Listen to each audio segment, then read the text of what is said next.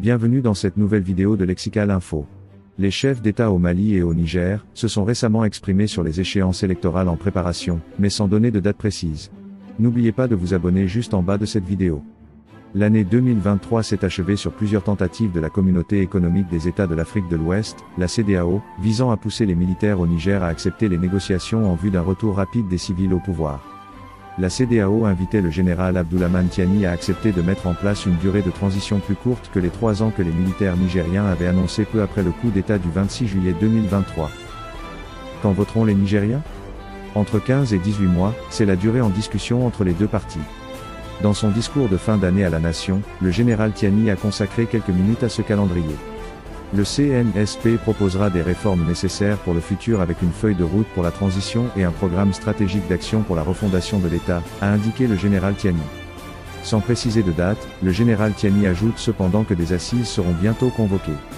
Antoine Glaser, journaliste et spécialiste du continent africain, se veut optimiste de ce que propose le chef de la transition nigérienne.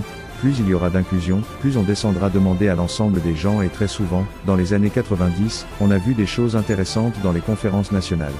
Pourquoi est-ce que dans ces forums des années 2020, quelque chose d'intéressant ?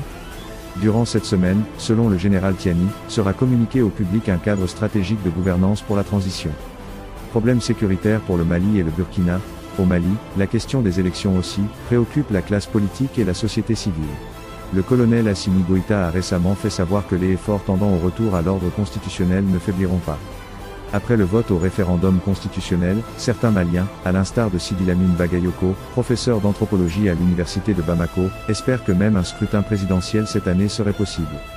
Les faits qui montrent qu'il y aura au moins une élection présidentielle en 2024, c'est le fait que le référendum a été organisé, malgré la crise sécuritaire. Mais, depuis que les autorités de la transition ont annoncé le léger report des élections présidentielles de février 2024, sans donner une nouvelle date, le doute s'installe. Si demain on va aux élections, est-ce que les problèmes que les Maliens ont, vont disparaître ? Donc, si on a un chef de l'État qui est là, qui est en train de mener un travail formidable de sécuriser le pays et que la population est contente. Merci pour votre aimable attention et n'oubliez pas d'activer la cloche de notification pour recevoir les prochaines informations. Merci.